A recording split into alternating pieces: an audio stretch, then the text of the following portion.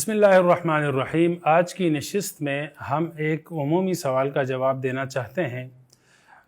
قربانی کے دنوں میں ذی الحجہ کا مہینہ جیسے ہی داخل ہوتا ہے تو قربانی کی عبادت کا موقع آتا ہے، تو اس موقع پر عموماً یہ سوالات اٹھائے جاتے ہیں کہ مسلمان لوگ اتنے مہنگے جانور خرید کر ذبح کرتے ہیں، اس سے اچھا ہے کہ یہ رقم کسی غریب کی غربت کو مٹانے کے لیے اور اس کے ساتھ مدد کرنے کے لیے، یا کسی یتیم یسیر بچی کی شادی کا انتظام اس سے کیا جائے، یا کسی مریض کا علاج معالجے کے لیے اس رقم کو استعمال کیا جائے۔ تو یہ ضرورتیں ہیں جو معاشرے میں عام ہیں، تو قربانی پر اتنی رقم خرچ کرنا اس سے بہتر یہ ہے کہ ان ضروریات اور غریب ناداروں کی مدد کے لیے اس رقم کو خرچ کیا جائے، تو اس میں اللہ کی رضا بھی زیادہ ہے اور دوسروں کی مدد بھی اس میں زیادہ ہے۔ تو اس حوالے سے ہم 3 باتیں عرض کریں گے۔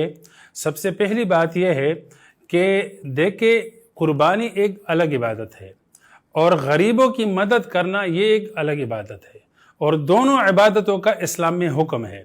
اب یہ نہیں ہو سکتا کہ قربانی کا متبادل غریب کی مدد ہو، یا غریب کی مدد یہ متبادل ہو قربانی کی، نہیں، بلکہ ہر ایک کا الگ حکم ہے اور ہر ایک کا اپنا الگ اجر و ثواب ہے۔ یہ نہیں ہو سکتا کہ اگر قربانی کے دنوں میں کسی نے غریب کی مدد کی تو اس کو قربانی کا بھی ثواب مل جائے گا اور وہ قربانی کے فریضے سے بھی وہ بری ہو جائے گا، ایسا نہیں ہے۔ یا اگر کسی نے قربانی کی اور اس نے غریب نادار کی مدد نہیں کی اور کسی کا پرسان حال نہیں کیا، تو قربانی کی وجہ سے غریب کی مدد والا اجر وہ اس کو مل جائے گا، اور غریب کی مدد والا جو فریضہ اور ذمہ داری ہے وہ اس سے مبرہ ہو جائے گا، بری ہو جائے گا، ایسا نہیں ہے۔ بلکہ ہر ایک الگ ذمہ داری ہے، الگ حکم ہے اور الگ عبادت ہے۔ تو ہر ایک کو دوسرے کے متبادل سمجھنا یہ ایسا ہی ہے کہ اگر کوئی یہ کہے کہ بھائی اگر روزہ رکھنا ہے تو نمازیں پڑھو، تو اگر کوئی روزہ رکھے تو روزہ رکھنے سے نماز کا فریضہ ادا ہو جائے گا؟ نہیں ہوگا۔ نماز کا ثواب مل جائے گا؟ نہیں ملے گا۔ اگر کوئی نماز پڑھے تو کیا روزے کا فریضہ نماز پڑھنے سے ادا ہو جائے گا؟ نہیں ہوگا۔ ہر ایک الگ فریضہ ہے۔ تو ایسے ہی غریب کی مدد کرنا اور کسی کے ساتھ تعاون کرنا اور کسی کے علاج معالجے کے لیے اپنی رقم استعمال کرنا، کسی غریب بیٹی کی شادی کروانا، یہ ایک الگ حکم ہے اسلام میں، اور اسی طرح قربانی ایک الگ حکم ہے۔ تو ایک فریضے کو انجام دینے سے دوسرے فریضے کی ذمہ داری یہ پوری نہیں ہوتی، دوسرے فریضے کا اجر و ثواب نہیں ملتا۔ تو ہر ایک کو دوسرے کا متبادل نہیں سمجھا جائے، بلکہ ہر ایک کو مستقل عبادت سمجھا جائے۔ اب قربانی کی حیثیت شریعت میں کیا ہے؟ تو قربانی کی حیثیت شریعت میں وہ ایک عبادت کے طور پر ہے، وہ غریبوں کے ساتھ تعاون کے طور پر نہیں ہے۔ تو لہٰذا غریبوں کے تعاون کو لے کر قربانی کی حقیقت کو مسخ کرنے کی کوشش نہ کی جائے۔ اور ایک مومن کے لیے اتنا ہی کافی ہے کہ جس موقع پر اللہ رب العزت نے اور اللہ کے رسول نے جو حکم دیا اس حکم کو وہ بجا لائے۔ اب ذی الحج کے 10ویں ذی الحج میں اللہ تعالیٰ نے مسلمانوں کو قربانی کرنے کا حکم دیا۔ حضور علیہ الصلوۃ والسلام نے اپنی سنت اور سنت ابراہیمی جانور کو ذبح کرنا بتایا۔ تو اب مسلمان کے لیے اسی میں عبادت ہے اور اسی میں اجر ہے اور یہی اس کا فریضہ ہے۔ دوسری بات کہ کیا قربانی پر رقم کو خرچ کرنا یہ رقم کو ضائع کرنا ہے یا نہیں؟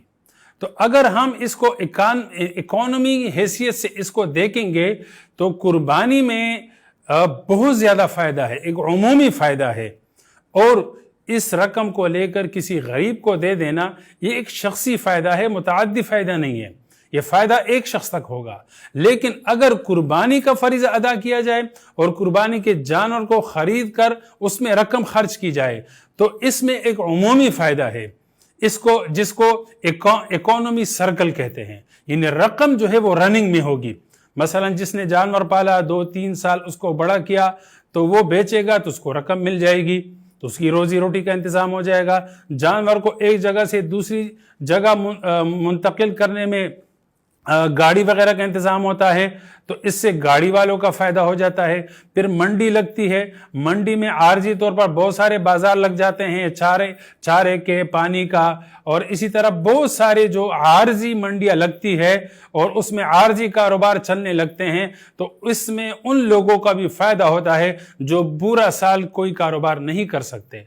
तो गरीब से गरीब तर और बेरोजगार से बेरोजगार शख्स के लिए रोजगार के मौके इस कुर्बानी की बरकत से मुहैया हो जाते हैं। फिर ये जानवर जब ज़िबा होता है तो जो कसाई होते हैं, कसाईयों को मौका मिल जाता है।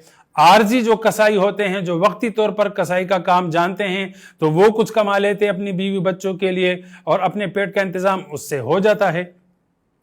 तो इसी तरह इसमें एक उमूमी फ़ायदा है, एक शख्सी फ़ायदा नहीं है, और उमूमी फ़ायदे को शख्सी फ़ायदे पर तरजीह दी जाती है, मुक़द्दम रखा जाता है, कभी कभी शख्सी कुर्बानी दी जाती है उसके लिए। और तीसरी और आखिरी बात यह है कि इस्लाम पर, मुसलमान पर और मजहब इस्लाम पर यह एतराज़ तब किया जाए कि जबकि इस्लाम ने कुर्बानी के अलावा कोई माली सिस्टम, मालियाती सिस्टम ना रखा हो, जबकि कुरान करीम में और शरीयत इस्लाम में इस्लाम का बहुत बड़ा मालियाती इंतज़ाम है, बहुत बड़ा मालियाती निज़ाम है। ज़कात का निज़ाम है, उसमें गरीबों को बहुत सारी रकम मिल जाती है, अजनास मिल जाते हैं, गल्लाजात मिल जाते हैं, खिराज का है, उशर का निज़ाम है, इसी तरह सदकात का और वाजिब सदकात का निज़ाम है, कफ़ारों का निज़ाम है, इसी तरह जानवरों की ज़कात का निज़ाम है, तिजारती मालों में जो ज़कात फ़र्ज़ है सालाना, उसके लिए कोई महीना भी मुकर्रर नहीं, तारीख़ भी मुकर्रर नहीं, जिसका साल जब भी पूरा हो गया तो वो अपनी ज़कात में से कोई ख़ास हिस्सा निकाल कर गरीबों में तकसीम करे। तो यूं इस्लामी निज़ाम को अगर सोचा जाए तो इस्लामी मालियाती निज़ाम ये गरीबों के साथ पूरा साल ताउन के लिए एक निज़ाम देता है। इसी तरह मालियाती निज़ाम वाजिबात और फ़राइज़ और नवाफिल के अलावा इस्लाम जो है वो बाहमी तावन और बाहमी मदद का भी हुक्म देता है कि पड़ोसी का ख्याल रखा जाए, यतीमों का ख्याल रखा जाए, बेवाओं का ख्याल रखा जाए, अपने वाजिब ज़कात और वाजिब सदकात के अलावा भी किसी मरीज के साथ, किसी गरीब के साथ तावन करना, ये इस्लाम का मुस्तकिल हुक्म है और कुरानी करीम में जा बजा इसकी तरगीब दी गई है।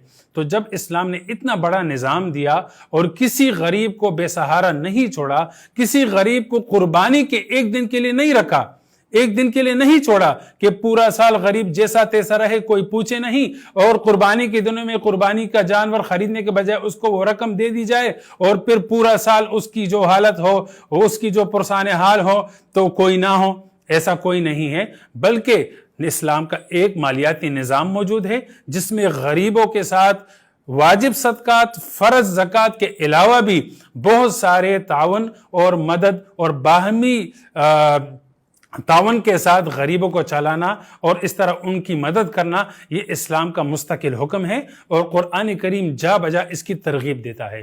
तो लिहाजा कुर्बानी के हुक्म को लेकर के इसको मशकूक बनाना या इस फरीज़े की अहमियत दिलों से निकालना, ये इस्लाम के साथ नाइंसाफ़ी है। बल्कि इस्लामी पूरे निज़ाम को देखा जाए तब कुर्बानी के बारे में कोई बात की जाए। व आखिर दावाना अनिल हम्दुलिल्लाहि रब्बिल आलमीन।